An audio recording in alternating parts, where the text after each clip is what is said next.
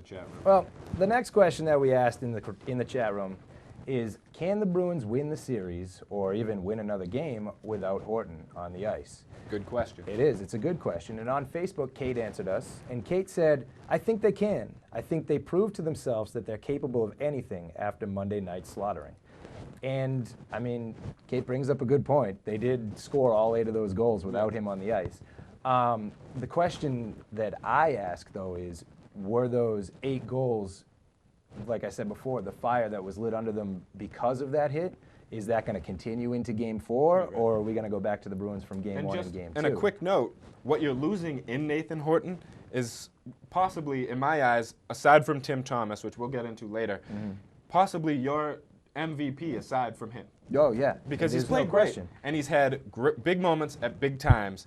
And just some quick stats, he's 8th in the playoffs with 17 points, 6th in the playoffs with 8 goals, and he's 2nd on the Bruins in the playoffs in goals. Other than that, he has scored 2 Game 7 game-winning goals for us in this postseason alone. One that got us to the Stanley Cup. If that's not big, I don't know what is. So they are missing a big piece of the team now, and it does make me a little bit nervous. I mean, before, if you take Game 3 out of the equation, they were struggling for goals. Right. And you want one of your biggest goal scorers on the ice when you're struggling for goals. So who is going to have to step up and fill his void, and will they be able to survive without Nathan Horton? Well, the easy fix for Claude Julien would just to plug Tyler Seguin into that spot, but he's shown that he doesn't show enough trust in Seguin to do that, so he's going to have to move somebody up. He had Peverly playing with that line. He had Ryder playing with that line. He had all different kinds of pieces you can fit into the puzzle, and as you can see, 8-1, it can work. But in terms of what you lose with a Nathan Horton, last year, remember, Game 3 against the Flyers, David Krejci got hurt. You win the game, you lose 4 in a row. So although you can put players into that place during the game, you can still win the game, but in the long run, you're hurt. Your best forward is hurt. And you know, that's a very good point, because lots of people forget the fact that in Game 3 last year against the Flyers, they did lose David Krejci. And, I mean, Simon Gagne did come back in Game 4, and that also played into it. But you did lose and at the time, he was playing outstanding for them, and they lost him, and then everything. We know how that ended, the wheels. Which kind of runs a little bit parallel to this year with Horton playing outstanding, and now we lost him. But I'm hoping that the Bruins will keep up that intensity and maybe have a fight, do it for Horton attitude for the rest of the series, because that got them somewhere Monday night, so they could continue. In your opinion, who will be that player that might step up and fill the role? Judging from this series, it looks like Peverly might be able to step into that spot, give him enough speed, give him enough skill. He's got a big skill set, real quick guy. So I like putting him in there. Real quick, yes or no, can they win without Horton? That's a yes. Anything can happen in hockey. Anyone can win on any day. Tim Thomas can win you a game. He's shown you that. Yeah, Tim Thomas. Timmy Thomas. We'll get to him. All right. We'll get there. But I want to. All right. We'll get I'll there. wait, I guess. Well, next in our chat room, we've kind of beaten this down into the dirt, deep into the dirt. I think everyone has.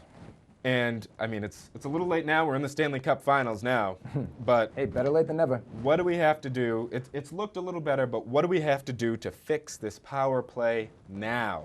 That's what we asked you guys. And Paul from D207 answered us, and he said, bench Caberlet. He's clearly useless. Well, thank you, Paul. But I don't think it's that simple to just bench Caberlet and fix this power play. Neither do I, but I do think it's a good point. Well, my opinion. Let us know. What is it? Well, you're the specialist. I mean, you bring Tomas Caberlet in. You send Toronto a really good prospect. Now you're giving up a second-round pick. You're in the Stanley Cup Finals. You go with what got you there and what you thought was going to get you through the hump, and you go with Tomas Caberlet. And you got to think, he gets a lot of the pressure because he was brought in to be the savior of the power play, but is it really only his fault? And I don't think it is. The Bruins, although it's looked better, they haven't been able to get enough traffic in front of Roberto Luongo. If you want to beat a good goaltender, a gold medalist winning goaltender in Roberto Luongo, you got to get traffic in front of him. He's a big guy. You get big guys in front of him. You get traffic. You get deflections. Almost all the goals were in tight. off of Right. rebounds, off the nifty plays. And developing 2-on-1s down low, I think, is really intricate for the Bruins to get power play goals, because it looks like everyone wants them to shoot the puck. That's not how you get goals in the NHL. That's how you get goals in high school. That's how you might get goals in So that's in how they college. got goals against you? Not all the time, as I mentioned Three-time earlier. All-Star. Oh, I forgot. 5 all day. Didn't happen. I forgot. But now, lots of people are saying that they want to see the Bruins move their feet more and be a little more movement, not just the passing, but just movement of bodies on the power play. Do you think that that's something they need to work on as well? Anytime you can change your angle and you can improve your angle Right. on a goaltender, and what it does is when you move your feet, it causes the defense to move. And when the defense moves, they're not perfect. They're human. They're you and me. Although they may have been the best team in the regular season, they make mistakes too. Right. So you get them moving, you get them out of position, you can make the lanes for the passes bigger. You make bigger lanes for passing, it's an easier pass, you can one-time it, you can put it in. Mario Lemieux was famous for moving around, getting next to the goal, creating passing lanes and creating a shooting lane for an empty net. Goal. Fair enough. Sounds pretty good to me. Sounds like he knows what he's talking about. I wouldn't give him that much credit yet. I was trying to be nice. Yeah, well, all right. Well, So, I mean, actually, right now, the last couple of games, in my opinion, the power play has looked a little better. That's true. Do you think it's getting better and getting in? I mean, obviously, it's a little late for it to be one of the better power plays, but it's improving, and they scored a couple last game. Do you think that it's at least productive enough to survive right now? Giving it the eye test, the Bruins power play looks good. It looks real good. And they haven't been getting the results. This series, the special teams, the Bruins have 2 shorthanded goals. The Canucks have 1 power play goal. Special teams, which everyone thought was going to be a big advantage for the Canucks, as it turns out, might not be as big of an advantage, if not an advantage for the Bruins. And I think kind of the underdog mentality of the Bruins power play and penalty kill might give them a little bit of confidence to do well. But I like it. so heading in the right direction, not quite there yet? definitely head in the right direction, and you just got to find the results. Yeah. Just But gotta- you Back of did, the net. You Back did of the bring net. up a good point, though, with those shorthanded goals. The Bruins' penalty kill has been off the charts so far this series. So, I mean... Brad Marchand with a patient move made all the difference. Beautiful patience. Yeah. I would go as far as to say. So, and that's something that we've seen in bits and pieces so far this postseason from the Bruins, that they've had a good penalty kill, but then there's been games where they've showed up and they've had no penalty kill. But so far in this series, it looks like the penalty kill is really favoring us right now, and I think that's a really good thing. Yeah. Well, there we go. Why don't we move on to our next chat room topic? So our next chat room topic, our next chat room Rick topic. Tocchet, very, very good player for Philadelphia for many years. Yes. That's the point I was Rick trying to make. Tocchet. See, that's why we brought him in here for you guys. So the next topic that we asked the fans this week was, what do the Bruins need to do to come back and win this whole series and win the Stanley Cup? And Alex Conti on Facebook said, keep up the physical play and stay out of the box. Luongo hasn't been very secure with the puck, so keep pressure on him and he's sure to slip. I think that Alex brings up a good point. I mean, you hear stories that Luongo is a bit of a head case, and that once you get under his skin, once you get in his head, you can really make more progress against him. And so if keeping up the intensity does that, then maybe that's the right thing to do. I mean, down 2-1. Right. Down 2-1, that's a really hard question to answer of what you can do to win a series, because, I mean, you still need 3 more wins. But even though it's a difficult question to answer, I think that with some help from the helmet of Bruins brilliance, Oh my God, you don't have this again, do you? I should be able It's a hat. to answer this It's question. oh my God, I'm so sorry for this. Ooh. I don't. Is he all right? Is he going to be? I don't really Looks know. like he's having a seizure. No, over he's there, not. right? I have the answer The answer for what? for how the Bruins win the series. Oh my God, I can't believe you're doing this. It turns out that if the Bruins disregard the injury to Horton and play him can't- anyway, This just sounds they can win the series. nonsensical. Okay. Now, it doesn't matter if Horton is bedridden, if he's in a wheelchair. If he's in a wheelchair, they can't. That doesn't matter. I'm really sorry. You throw Flabbergasted. skates on his wheelchair, wrap his head in bubble wrap, That just doesn't sound legal. and get him on the ice. That just sounds extremely dangerous. Because Horton is the key to this series. It doesn't matter if he can't skate. It doesn't matter if he can't see straight. Who keeps giving him? He is our leading goal scorer. How can he score So goals if he regardless can't see? I just don't. of how he's feeling, Is he okay? Is he gonna be? I don't. he needs to be on the ice. It's kind of a. There are rumors, He was normal like 2 according seconds ago. to this It's brilliant this weird, helmet, like moment he has. there are rumors It's like a monologue. that kinda Horton deal. took a flop, I don't Is it know. like that he's not even hurt, Is it a Hamlet kind of and he needs to be on that ice. soliloquy? I just don't know. I don't- So pull him out of his hospital bed, throw some skates on his feet, and tape a stick to his hand and push him out onto the ice if you have to. Okay, that is completely. Horton inappropriate. needs He is a well-respected to man in be this league. on the ice. He has family and friends.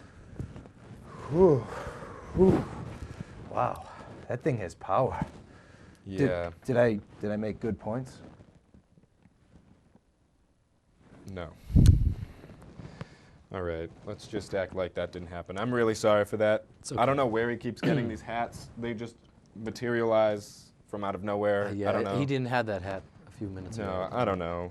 Whatever happens, just act like that didn't. I'm just gonna move on What with happened? the show I- and just when I keep put giving the- my all-star analysis. It's When all right. When I put those hats on, I lose consciousness, so I don't even know what happened. Yeah. It yeah, certainly you looked like it certainly did. do. It certainly I can felt agree that with that. way. You lose consciousness. So it was good then. Sure. Ah, it was something. Yeah. Something else. Yeah, it was Out of this world. I'm glad. not the word I'm looking for, but anyways, let's move on, right? Absolutely. Okay, let's talk about Tim Thomas. Undoubtedly, and I don't think anyone would argue or question the fact that Tim Thomas, while he's been the Bruins MVP, the probable Vezina Trophy winner. You would Leading have to candidate for the Conn Smythe for me. Absolutely. Also myself. So we wanted to know, how big has he been, and is this possibly a performance for the ages, for the history books? And Kevin on Facebook gave us a wonderful answer, and he said that Thomas is the reason the Bruins are where they are. And that's a great point, and I just wanted to go on a little further. Kevin also said, getting outshot by the opponent in 2 of 3 conference series games, as well as the finals, and the Bees need the Vezina Trophy finalists to be huge. The top three star of the game a total of 10 times this year in the playoffs and 3 times in the Cup finals. And he also says he believes in the Cup comes to Boston, so I Wow. can't argue with that. I But those are all outstanding points, and have to give Kevin some credit here. that's a resume. He might be coming for our jobs. He might be. I probably shouldn't have read that. No. He will be coming for our Can we jobs. can we actually cut that? No, we'll just put a lock on the door. He won't be able to get in. Okay. But anyways, he does have a 2.21 goals against average, a .932 save percentage. He's got 2 shutouts, and one hell of a stick save on Steve Downey back last series to help get us here. How good has he been, and is this a historic performance by Tim Thomas? He's been giving you otherworldly stuff. The stick save on Downey, the save the other night off the rebound right in front of him when it was still a 0-0 game in the first period. Right. He's been phenomenal, out of this world, and it's his body of work in these playoffs is something to admire. And over 930 save pact, that's just out of this world. Following up a phenomenal regular season. It's better myself. definitely true. He's been outstanding. He's been amazing. And his stick save, actually, Barry Melrose on ESPN, our favorite hockey analyst. That's including John. I'm a bit offended by that, but just Our favorite be hockey professional. analyst actually said that stick save, win or lose the Stanley Cup, that's going to go down in history as one of the greatest playoff saves ever. I believe it was I who said that last week on the show. Did you? Maybe. Well, Barry Melrose said it, and I like him more. That's fair. But Tim Thomas, he's been great. He'll continue to be great. And yes, this is a historic year for Tim Thomas. So to end the show, we end as we always do, to thank you guys and tell you where you can reach us. You can find us. Don't mess with that finger baiting. You can find us on Facebook. You can find us on YouTube. You can find us on Twitter. We'll be on Facebook. Just search Sports Chat. You can find us on Twitter at WA Sports Chat. Find us on YouTube, WA Sports Chat. Those are all our spots. Come chat with us. Go Bees. And we want to see them take home Lord Stanley's Cup. Yes, we Isn't do. that right? So after all that, we've got just 2 words for you. Sports Chat.